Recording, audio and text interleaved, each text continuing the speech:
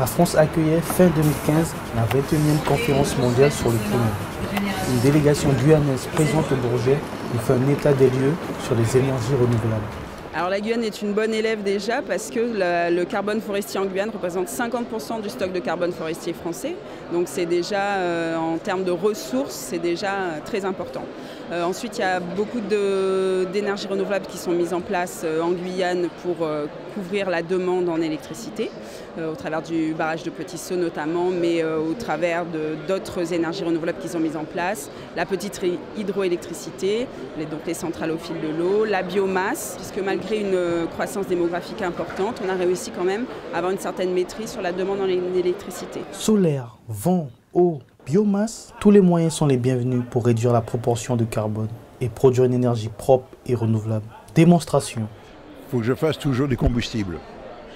Là, je peux fabriquer du carburant pour les moteurs diesel, je peux fabriquer des pellets pour les poêles, le bois combustible, le bois déchiqueté pour les chaufferies industrielles, et puis la paille, qui est aussi un très bon combustible, mais la paille utilisée non pas pour le particulier, mais pour des grosses chaufferies, pour des immeubles, chaufferies industrielles.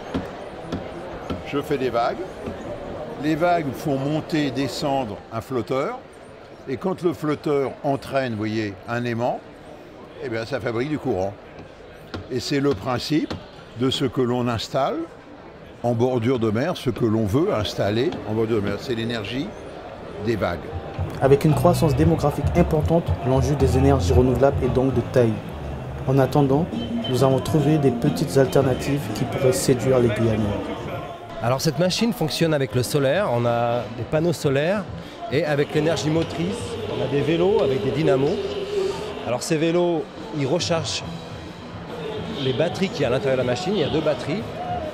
Et aussi quand on est en extérieur, le soleil recharge les batteries. Et après de ces batteries, on transforme l'énergie en courant alternatif. Et ensuite, on peut brancher n'importe quel instrument, n'importe quel appareil qui marche en 220. Ça fait 15 ans que la première machine a été construite, même plus en 99, donc ça va bientôt faire 16 ans. Et puis on va pas s'arrêter à la COP, et c'était pas spécialement fait pour la COP. Ça fait longtemps que ça fonctionne comme ça.